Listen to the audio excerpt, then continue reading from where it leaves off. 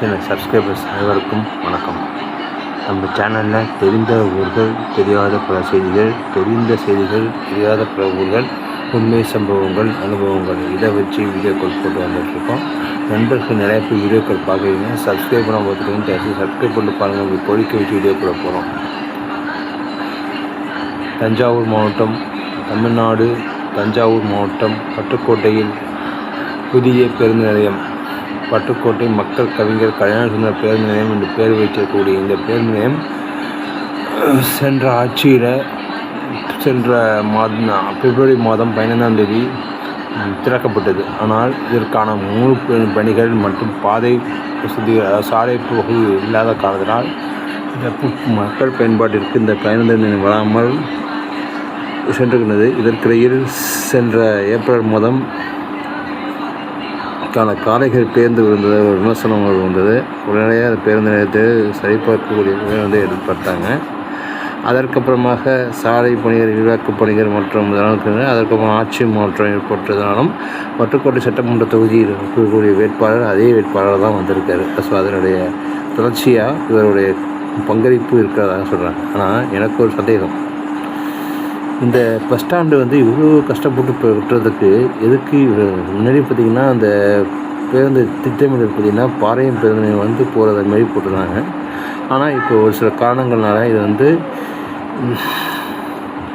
இது பேருந்து நிலையம் வந்து முன்னாடி இருக்கக்கூடிய அந்த புறவழிச்சாலை அமைந்திருக்கக்கூடிய ஒரு சில பகுதிகளும்பாங்க. அது எங்கன்னா செம்பலங்குளம் வரக்கூடிய அந்த பேருந்து நிலையம் வரக்கூடிய போகிற மாதிரி இப்போ திட்டமிடல் முடிச்சு இப்போ சாலைகள் போட்டு முடிச்சிட்டாங்க. அதே நேரத்தில் பேருந்து நிலையத்திலிருந்து அறந்தாங்கி சொல்லக்கூடிய பெருமாள் செல்லக்கூடிய சாலையையும் போட்டு முடிச்சுட்டு விட்டாங்க. ஸோ இதுதான் இன்றைக்கி வரக்கூடிய பேருந்து நிலையத்தினுடைய அப்டேட். 1/8/2026 முதல், அதாவது ஆகஸ்ட் மாதம் 1ஆம் தேதி முதல் அனைத்து பேருந்துகளும் பழைய பேருந்து நிலையத்திற்கு பராமரிப்பணிகள் சொல்லிட்டு மொத்தமாக பேருந்து மாற்றுறாங்க. ஏன்னா ஒரு சில இடத்துல பராமரிப்பு பண்ணாமல் இருந்தால் அவங்க வந்து சில பிரச்சனைகள் ஏற்படுறாங்க. பராமரிப்பு பண்ணுறாங்க. எனக்கு கிடைச்ச சில தகவல் அடிப்படையை சொல்கிறேன். இப்போ இருக்கக்கூடிய பேருந்து நிலையத்தில் இப்போ கட்டுமானம் எங்கே இருக்குன்னா, ஒரு குளத்துக்குள்ளே தொட்டிட்டு கட்டியிருக்காங்க. அப்போ இருந்தே கூடிய கட்டமைப்பு, மக்கள் தொகை அடிப்படை மற்றும் பேருந்து நிலையத்தின் அத்தியாவசிய பணிகள் கருத்தில் கொண்டு அப்போ வந்து இருக்கக்கூடிய பேருந்துகள் வந்து குளத்தை தொட்டு கட்டிருக்காங்க. இந்த குளத்தை தொட்டு கட்டும் போதே சில பிரச்சனைகள் இருந்துச்சு. ஒவ்வொரு வருடமும் பேருந்து நிலையம் வந்து மழைக்காலங்களில் மிகுந்த தண்ணீர் பிரச்சனைகள் தான் இந்த பேருந்து நிலையம் 92, 2002, 2022, 26 கிட்டத்தட்ட 2002, 2012, 2022 34 வருடங்களுக்கு பிறகு இந்த பேருந்து நிலையம் வந்து புதிய பேருந்து நிலையம் மாறத்திற்கான வசதி இருக்குது. இதை ஒரே இடையே மாற்றுறதுனால இங்கே வந்து புலனாய்வு பண்ணுறாங்கன்னு சொல்லி மாற்றுறாங்க. ஏன்னா இப்போ அங்கே இருக்கக்கூடிய கடைகள் பார்த்திங்கன்னா சில ஆக்கிரமிப்பாளர்கள் வந்து இந்த பழைய பேருந்து இருக்கக்கூடிய பேருந்து நிலையத்துடைய கடைகளை உண்மையை எடுத்து வச்சுக்கிட்டு கடைப்பட மாட்டாங்க சொல்கிறாங்க. இதை மாற்றத்துக்கான இதை வந்து என்னென்னமோ பண்ணி பார்த்தாங்க. புனராட்சி புனரமைப்பு பண்ணின்னு சொல்லி மாற்றுறாங்க. புனரமைப்பு பண்ணி மாட்டாமல் இந்த பேருந்து நிலையத்தை முழுவதும் எடுத்துவிட்டு வேறு சில உபகரணங்களுக்கு இந்த பேருந்து நிலையத்தை வேணும். இப்போ இருக்கக்கூடிய பழைய பேருந்து நிலையம் பக்கத்தில் இருக்கக்கூடிய பேருந்து நிலையத்தினுடைய விரிவாக்கம் வாங்கணும். இதனுடைய காரணத்தை வச்சு சிறிய அளவுக்கு ஒரு நகர பேருந்துகள் வந்து பட்டுக்கோட்டை பழைய பேருந்து இருக்கக்கூடிய இந்த பேருந்து நிலையத்துக்கும் இப்போ இருக்கக்கூடிய பேருந்து புதிய பேருந்து இடைப்பு வைக்க ஒரு நகர பேருந்துகள் போடுறதாக ஒரு செய்திகள் வந்துகிட்ருக்கு. இது எப்படிங்கிறது வருங்காலம் தான் பார்ப்பாங்க. ஆனால் எது எப்படி இருந்தாலும் 1/8/2026 புதிய பேருந்து நிலையம், அதாவது மக்கள் கவிஞர் கல்யாணசுந்தர் பேருந்து நிலையத்தை மாற்றிட்டாங்கன்னா இந்த பேருந்து நிலையம் மீண்டும் பழைய பேருந்து நிலையத்துக்கு வராதுங்கிறது தான் எல்லாருடைய குரலாக இருக்குது. ஸோ இந்த பழைய பேருந்து நிலையத்தை மாற்ற மாட்டாங்க. ஆனால் நகர பேருந்துகள் மற்றும் மட்ட பேருந்துகள் போட்டதுக்கான இதை வந்து போட்டிருக்காங்க. ஒரு சில ஆட்கள் வைக்கலாம்.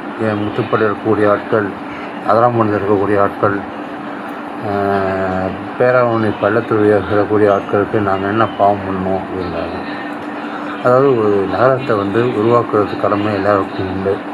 அதில் இருக்க சில குறைநடைகளை வந்து புறத்துக்கிட்டு இப்போ இருக்கக்கூடிய மக்கள் தொகை வளர்ச்சி மற்றும் போக்குவரத்து சில கருத்தில் கொண்டு புதிய பேருந்து நிலையத்தை மக்களை ஏற்றுக்கிட்டு அதில் இருக்கக்கூடிய சிரமங்களை புரிஞ்சுக்கிட்டு பழகிட்டாங்கன்னா அதுக்கு கொஞ்சம் பிரச்சனை இல்லைங்க.